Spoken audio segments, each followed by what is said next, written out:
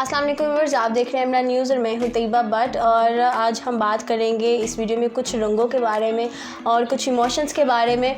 रंग जो है वो हर किसी को पसंद होते हैं और जब उनमें इमोशंस भर दिए जाते हैं तो वो मज़ीद जो है वो उनमें निखार पैदा हो जाता है, मज़ीद वो खूबसूरत लगना शुरू हो जाते हैं। तो ऐसे ही मेरे साथ एक जो लड़की हैं वो मौजूद हैं, हम उनसे जानेंगे कि उनको किस तरह से पेंटिंग का शौक़ पड़ा और क्या उनके इमोशंस थे, क्या जज्बात थे और वो क्या करती क्या है और किस तरह से वो इसको लेके चल रही हैं। और इन सारी बातों को जानने के लिए मेरे साथ ये मौजूद हैं, हम इनसे बात करते हैं।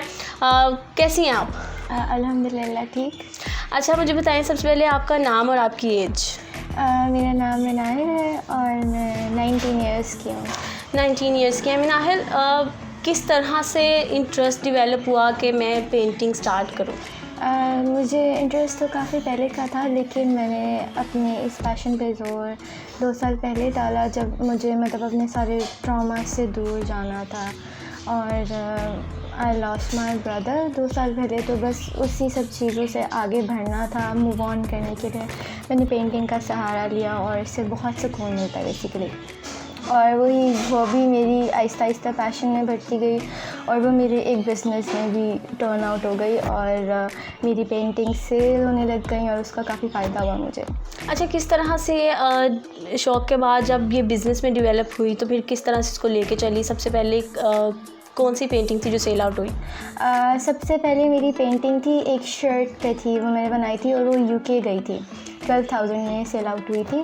वो मैंने इंस्टाग्राम पे रैंडमली पोस्ट की थी और समबडी रीच्ड आउट, उन्होंने कहा कि उनको चाहिए ये शर्ट। तो फिर मैंने अपने मामा से बात की और मैंने वो शर्ट पार्सल करवा दी और मुझे पैसे मिल गए फ़ौरन।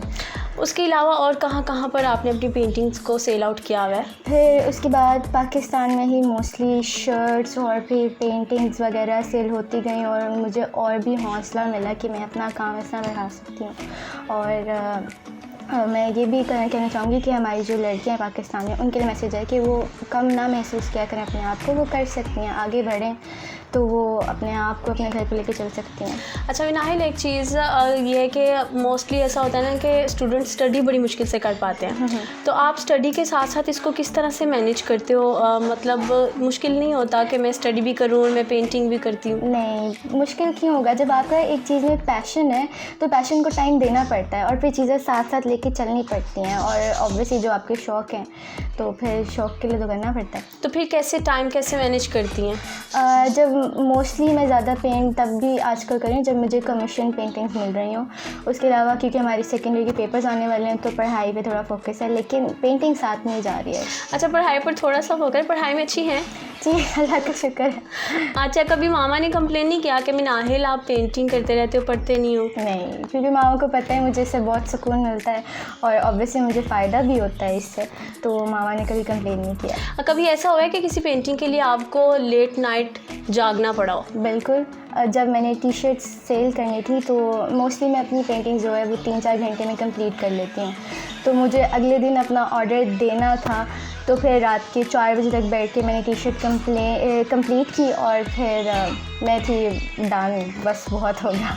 अच्छा, 2 इयर्स पहले जब आपने स्टार्ट लिया तो सबसे पहली पेंटिंग आपने कौन सी बनाई थी? सबसे पहली पेंटिंग्स तब तो मैंने वाटर कलर से स्टार्ट किया कि मैं कर सकती हूँ। फिर अपने सामने चीज़ें रख के, बॉटल्स वगैरह रख के, जैसे ये स्केचेस हैं और ये नीचे आप देख रहे हैं ना बॉटल जग्स वगैरह, ये रख के मैंने करना शुरू किया। उसके बाद मैंने मामा से कहा कि आप मुझे पेंट्स ला दें और फिर मैंने टी शर्ट्स पे पेंट करना शुरू किया। फिर मैं कैनवसेस पे आ गई और बॉब रोज को देखना शुरू किया और फिर मैंने पेंट करना शुरू कर दिया। अच्छा मिनाहिल, जितनी आपने ये सारी पेंटिंग्स लगाई हुई हैं, इनका कॉन्सेप्ट थोड़ा सा मुझे बताएं, इस पेंटिंग का कॉन्सेप्ट क्या है?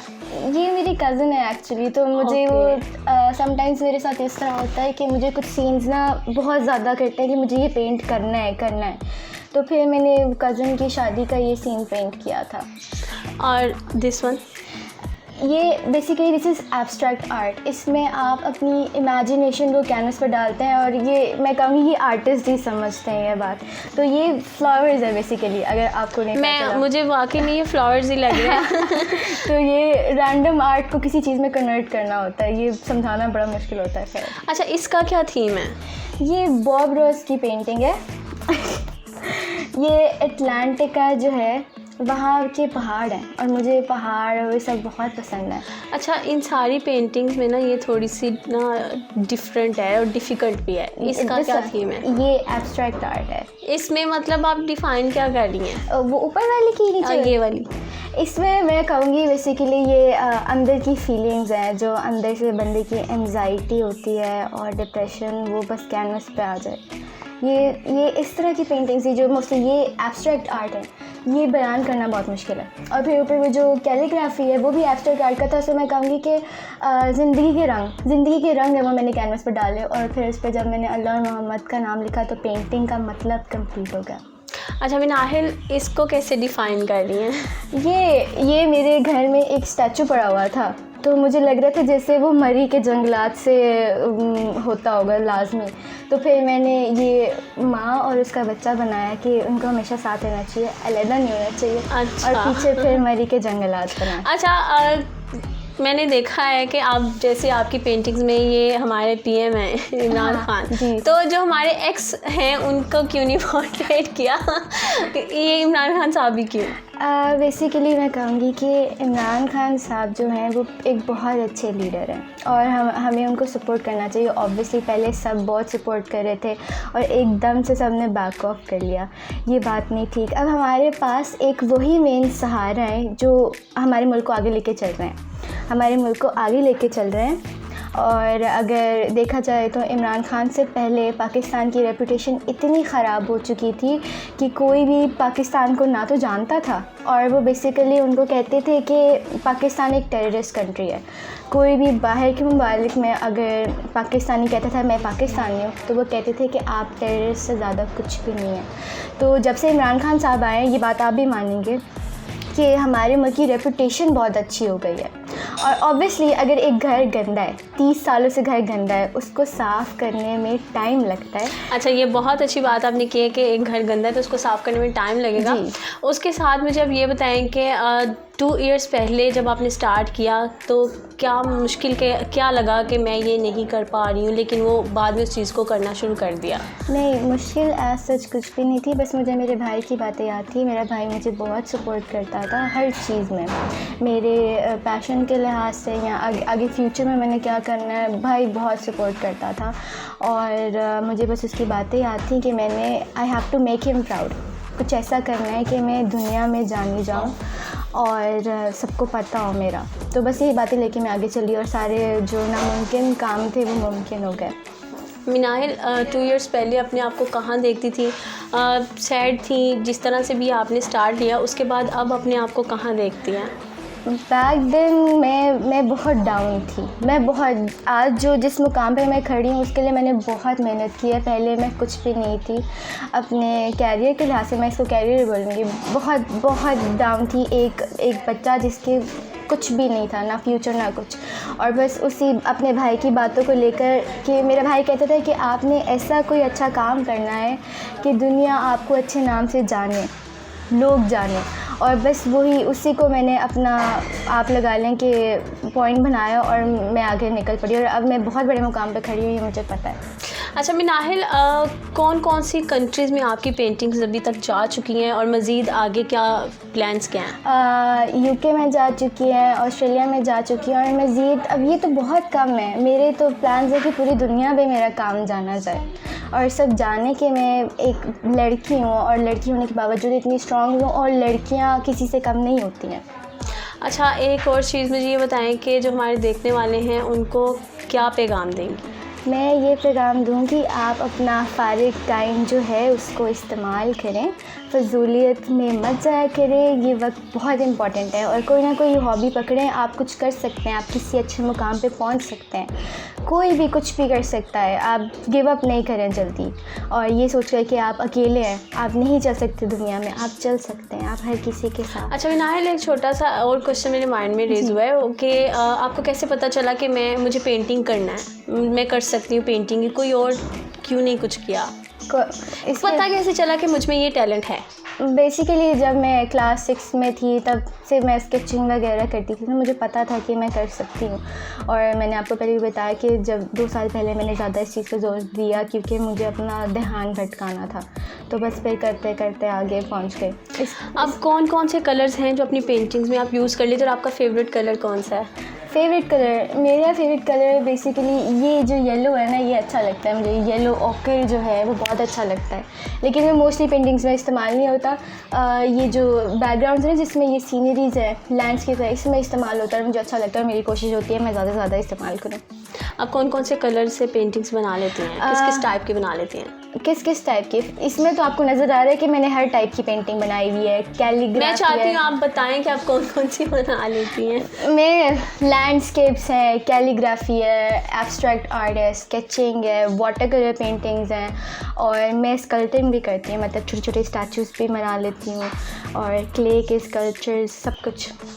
अच्छा, ये जो मैं देख रही थी आपके रूम में ये जो वॉल है, इसको भी आपने खुद? जी बिल्कुल। इस कमरे को सबसे पहले मैंने पूरा वाइट किया था खुद ही, और उसके बाद मैंने इस पर ये स्केच बनाया, और मतलब इस पूरे प्रोसेस में मुझे 5 दिन लगे थे। जब पिछले साल क्वारंटीन शुरू हुआ था उसके पहले 5 दिनों में मैंने ये सारी पेंटिंग बनाई थी। मैं बहुत बोर हो रही थी और मामा ने कहा पता नहीं क्या कर रही है, और उसके बाद जब मैंने कंप्लीट कर लिया मामा वाज लाइक बहुत अच्छा बना है। एक पेंटिंग को बनाने में कितना टाइम लग जाता है? मैं मोस्टली आर्टिस्ट की तरह नहीं हूँ, और मैं कोई 1-2 महीने नहीं लेती। मेरी पेंटिंग्स 3-4 घंटों में ख़त्म हो जाती हैं। वाओ, दैट्स रियली ग्रेट कि 3-4 घंटों में आप कंप्लीट कर लेती हैं। बहुत। वो 3 पेंटिंग्स कल बैठ के मैंने इकट्ठे बनाई हैं, लिटरली इकट्ठे बनाई है। मैंने कोई ना उसको ज़्यादा टाइम दिया, मैंने इकट्ठे तीनों पेंटिंग्स बनाई है। मैं अपनी स्किल्स चेक कर रही थी और मैं काफ़ी अमेज़्ड हुई कि मैं 3 पेंटिंग्स इकट्ठे बना सकती हूँ। आपकी मामा का क्या कहना है इस बारे में? वो किस तरह से देखते हैं इसको? मामा मुझे बहुत ज़्यादा सपोर्ट करती हैं कि मेरे बेटे के अंदर टैलेंट है ये, और मामा बहुत प्राउड होती है, वो सबको प्राउडली बताती हैं कि मेरी बेटी आज उसने ये पेंटिंग बनाई है, आज इसका ये काम चल रहा है, ये चल रहा है। ऑब्वियसली इतनी प्राउड बात है ये। अच्छा मिनाहल, यूनिवर्सिटी में किस तरह से पार्टिसिपेट करती हैं इन चीज़ों में, और यूनिवर्सिटी में आपको बाकी एक्टिविटीज़ में कैसे, कॉलेज में बाकी एक्टिविटीज़ में कैसे आप पार्टिसिपेट करती हैं और किस तरह से इसको लेके चलती हैं? कॉलेज में भी सब टीचर्स मुझे बहुत सपोर्ट करते हैं क्योंकि उनको पता है कि I am a bright student obviously, और अगर मुझे जब उनकी हेल्प चाहिए होती है वो लोग कर लेते हैं। उसके अलावा पिछले साल कॉलेज में मैं स्पोर्ट्स हेड भी रह चुकी हूँ, और मुझे स्पोर्ट्स वगैरह बहुत पसंद है।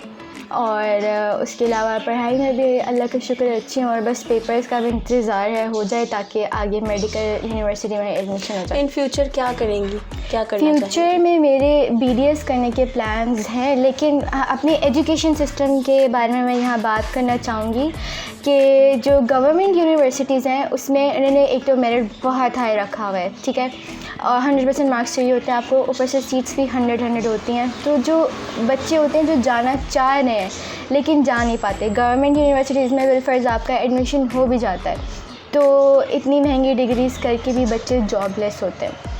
उसके बाद अगर गवर्नमेंट यूनिवर्सिटी में एडमिशन नहीं हो रहा तो बच्चे कहते हैं चलें हम प्राइवेट में ले लेते हैं, और वहाँ पे 40-40 लाख की डिग्री करके हमारे बेचारे इंजीनियर भाई हैं सारे, वो जॉबलेस बैठे कहीं मैकडॉनल्ड्स में कहीं जॉब कर रहे होते हैं, कहीं बाटा पे जॉब कर रहे होते हैं।